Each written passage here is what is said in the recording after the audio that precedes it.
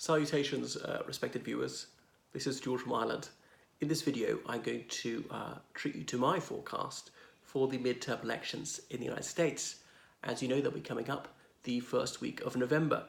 So you could look at the opinion polls, and there's a narrow majority of people who want the Democrats to control Congress. Now, that doesn't mean that the Republicans are that far behind. You have to factor in up to 10% of people who can't make up their mind or just refuse to answer the question. We could get rid of those people, and again, the Democrats would have a slight lead, something like 55% to 45% in most polls. Obviously, it varies which opinion poll you're looking at, and it goes up and down. People talk about these polls being conservative leaning or liberal leaning, but you know, polls stand or fall on their accuracy. That's what they stake their reputation on. They shouldn't be trying to curry favour with one side or tell people what they want to hear, either the Republicans or the Democrats. They should get it right. Obviously, polls cannot be absolutely accurate because a poll is just that. It's a poll. It's not the actual election. People can change their minds at the last minute. Some people don't bother to vote, and some people refuse to answer, and some people can't be reached if they don't have a computer or they don't have a phone and so on. So they ask a sample of, say, 1,000 adults and try and have it reflect the demographics of the United States, and say sort of 51% of the people they ask are women, 12% of the people they ask are African American. They try and have like the age breakdown. If 20% of voters are under the age of 30, then 20% of the people they ask must be under 30, and things like that. But anyway, you look at Trump's approval rating, and that's 14 points behind. People have perhaps set a bit too much store by this in terms of the midterms, because Trump is not a candidate in the midterms. It's an election for the House of Representatives and for 1/3 of the Senate. It's not a presidential year. Now, traditionally, the governing party does poorly in the midterms. Moreover, the Republicans have got all three. They've got the White House, the Senate, and the House of Representatives. So, when Trump's 14 points behind, he might sink. He's been going down in recent weeks. He could rally, depends what he does.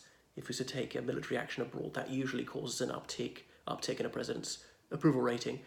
The economy could continue to grow, things like that. 35% has been his rock bottom so far. Remember, Trump said if he could shoot somebody dead in broad daylight on Fifth Avenue and get away with it, his Broadway or Fifth Avenue base, you could say, who would forgive him anything, who will disbelieve anything, no matter how absolutely incontrovertible the proof. But anyway, there is a connection between the president's standing and how his party performs. His party won't do as badly as he's doing. And yes, it's very possible to say, I'm a Republican, I dislike Trump now, but I'll still vote for a Republican candidate for the Senate, for the House of Representatives. Indeed, in a gubernatorial race in my state, there's some state legislatures which are up for election. We're looking at federal politics. So Trump's unpopularity will drag down his party, but not as low as he is right now. And the Democrats only need a net gain of 2 seats in the Senate to take it, and I think they'll do that. They need quite a few seats in the House, so I think they'll narrowly do it. So there's no room for complacency. Obviously, these are not even racing certainties. Things could change in the next 6 odd weeks. People have been looking at Texas, where Ted Cruz is a senator, Rafael Cruz, I should call him. It may not sound the same, but it is the blighter's proper name. So never trust a man who can't even tell the truth about his own name, because he's been sneering at Beto O'Rourke, his Democratic challenger, now saying, oh, you were just calling yourself that to try and appear more Hispanic. Well, Ted Cruz, are you not playing down your Hispanic ancestry, calling yourself Ted, which is your middle name, rather than Rafael, which is your true name? So Beto O'Rourke 4% behind. I think Cruz will hang on by the skin of his teeth. And Cruz is now a Trump sycophant, which is particularly nauseating given how Trump tried all these low blows against him, saying that Cruz's dad was best buddies with Lee Harvey Oswald. That was below the belt. But you know, even if that were true, that doesn't imply that that Ted Cruz's father was in any wise involved in the assassination of JFK, even indirectly, or had any foreknowledge of it. But even if Ted Cruz's father had murdered JFK, that does not reflect the least discredit on Ted Cruz, who had not been born at the time. But so why would Trump bring it up? simply to try and besmirch Cruz's reputation, because he thinks that would put some people off. And as Trump, he hinted that he would like to see his rival in 2016 bumped off.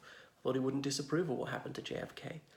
So I saw one of Cruz's rallies where he's sneering at tofu. What, he's against healthy eating? I mean, obesity is a serious problem in the United States, the most obese country in the world. Why would it be bad to eat tofu? I know it's not very popular in his state, but is it because it's a Japanese thing? And he's then castigating California. Well, I thought, they're meant to believe in a more perfect union, in keeping the United States united, not stoking hostility towards people from other states. Aren't they all in it together, all Americans? So then he pointed out he's married to a Californian. So is he anti-Californian or not? Is he a hypocrite? So I don't get it. You're meant to hate California, or you're not meant to hate California. You can't have it both ways, Ted. Anyway, so it's, in fairness, some liberals and leftists would sneer at Texas and see it being as a repository of all the ultra-conservative prejudices and so on. So it is notable that Rafael Cruz doesn't have much policy appeal to people. Anyway, it's not a foregone conclusion the Democrats will win. Things are looking quite good for them. There are constant bad news stories out of the White House, and these revelations by Omarosa, and that a famous op-ed piece from somebody high up in the Trump administration revealing the constant chaos in the Trump White House, which is in a flat spin, which can't get its story straight, which is constantly telling the most flagrant lies, whoppers every day, and on and on. And that's the thing about Trump, is he can't distinguish fantasy from reality. Leaving behind make-believe is part of becoming a child, coming out of toddlerhood. I used to believe I was super soldier. Then I turned 5, and I started to achieve some sort of grip on reality, which Trump has not done. So he simply disbelieves things he finds unpalatable and believes things he finds alluring, even though there's no good reason to do so.